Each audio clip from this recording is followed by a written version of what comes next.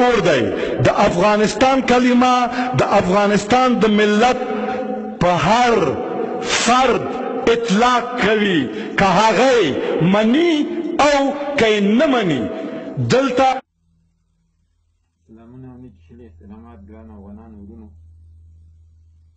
لکه څرنګه چې تاسو ټولو ته معلومه ده، څو ورځې وړاندې افغان ولسمشر اشرف غني پارلمان کې یو فرمان لیږلی و چې په هغه کې د برېښنایي پیژندپاڼو په اړه په هغه کې د افغان یا د اسلام کلمې د ذکر کولو په اړه د پارلماني وکیلانو څخه یې نظر غوښتنه کړې وه، خو هغه وکیلانو ورته ټولو منکر راوړتل، یعنې هغه فرمان یې رد کړلو.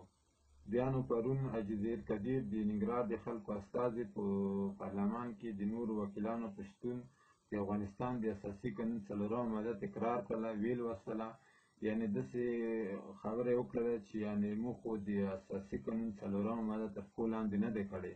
په تذکرو د پیژندپاڼو په سر کې راځي چې د افغانستان اسلامي جمهوریت وایي یوازې همدغه بس ده او همدغه کافي ده، تر دې پورته د افغان یا د اسلام کلمې د ذکر کولو ته اړتیا نشته ده. هغه د افغانستان د اساسي قانون 4 ماده چې ده ولوستله، هلته ناستو وکیلانو یو هم نیوکه پرې ونه کړله، یا یې ده ته ونه ویل چې دغه ماده تا غلطه ولوستله، د افغان کلمه یې تر پښو لاندې کړله، د افغان په ځای ته افغانستان کې وویل. افغانستان خو د زموږ هېواد نوم ده. افغان د هغه چا ته موږ وایو چې هغه په افغانستان کې د دې بیرغ د ملي بیرغ تر سیوري لاندې ژوند کوي. په افغانستان کې میشت ټول قومونه په افغان نوم یادېږي، هغه که پښتانه دي، هغه که ازبک دي، هغه که هزاره دي، هغه که تاجکان دي، هغه که هر قوم دی. خو ته چې کومه د افغانستان اساسي قانون 4 ماده ولوستله، هغه کې تېروتنه ده وکړله. هغه دا یې په ډاګه کړله چې اوس هم زه پښېمانه نه یم، په شا نه یم چې ووایم چې موږ تېروتنه کړې ده. اوس هم همغه خپل د چا خبره چې خپل ډول ډنګوي. نو بیا په ټولنیزو شبکو کې ځینې ځوانان یا سپین ږیرو همدغه خبره راپورته کړې، ویل چې حاجي زهیر کبیر پښېمانه شوی دی، هغه وایي چې موږ د افغانستان د اساسي قانون 4 مادې باندې عمل کوو، همغه تر پښو لاندې نه کوو. هغه خو یې تر پښو لاندې کړله، پرون یې درته ولوستله، هېڅ هم دې ته پام نه شو، هېڅ هم ورته ونه ویل چې دا خو تا غلطه ولوستله. ده د افغانستان د اساسي قانون 4 ماده چې کوم ډول ولوستله، تاسو هغه هم په ویډیو کې وګورئ، او زه یې اوس درته ولولم، همدا هم تاسو وګورئ، بیا تاسو ته معلومېږي چې د کومه کلمه تر پښو لاندې کړې. 4 ماده په افغانستان کې ملي حاکمیت په ملت پورې اړه لري چې په مستقیم ډول یې په خپله یا یې د خپلو استازو له لارې عملي کوي.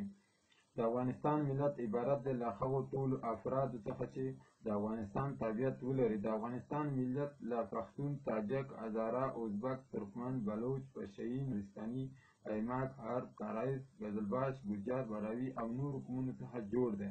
د افغان کلمه د افغانستان د ملت پر هر فرد اطلاق کیږي. خو دغه ځای کې ده وویل چې نه، د افغان کلمه هېڅ یاده نه کړه. دلته تاسو کتلی شئ په دې سور خط کې دلته لیکل شوي د افغان کلمه د افغانستان د ملت پر هر فرد اطلاق کیږي. له بده مرغه ده چې پر ځای دې چې ویلي وي چې یا موږ تېروتنه کړې یا موږ پښېمانه یو، ده پرون وویل چې د افغانستان کلمه د افغانستان د ملت پر هر فرد اطلاق کیږي. ولې ده پرون په هغه ویډیو کې داسې ونه ویل چې د افغان کلمه؟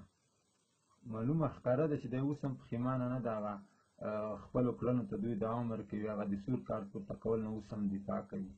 دوی د شنه کارت طرفدار نه دي، دوی د سره کارت طرفدار، اوس هم د هغه پلوي کوي. دلته تاسو ښه په ځیر ورته وګورئ.